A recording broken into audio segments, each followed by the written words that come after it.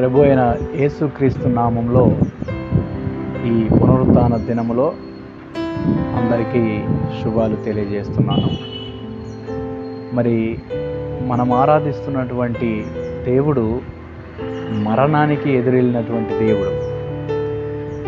గెత్సెమనే తోటలో మరి ఆయన్ని బంధించడానికి వెళ్ళినప్పుడు ఆయన ఎవరైతే బంధించడానికి వచ్చారో వాళ్ళకే ఎదురెళ్ళి ఆయన చెప్పింది ఏంటంటే, మీరు ఎవరిని వెతుకుతున్నారని ఆయన అడిగినప్పుడు, మేము నజరేయుడైన యేసుని వెతుకుతున్నామని వాళ్ళు అన్నప్పుడు, ఆ యేసుని నేనే అని మరణానికి ఎదురెళ్ళినటువంటి దేవుడు మన దేవుడు.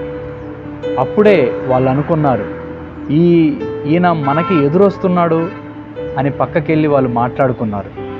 అరే, మనం ఈయన చంపడానికి బంధించడానికి వస్తే నేనే ఆ యేసు నన్ను వస్తున్నాడని ఆలోచించి, అందుకే వాళ్ళు ఏమని ఆలోచన చేశారంటే, ఈయనని సిలువేసిన తర్వాత సమాధి చేసి, సమాధిని బండని సీల్ వేసి కాపలా వారిని కూడా ఉంచాలని అప్పటి నుంచే ఆలోచన చేశారు.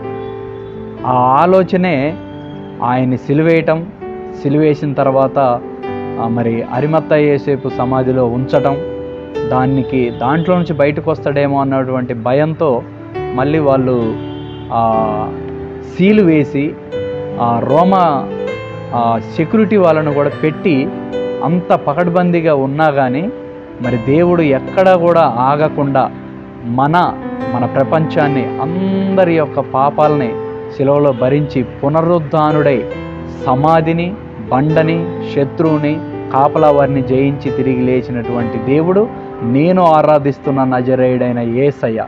ఈ యొక్క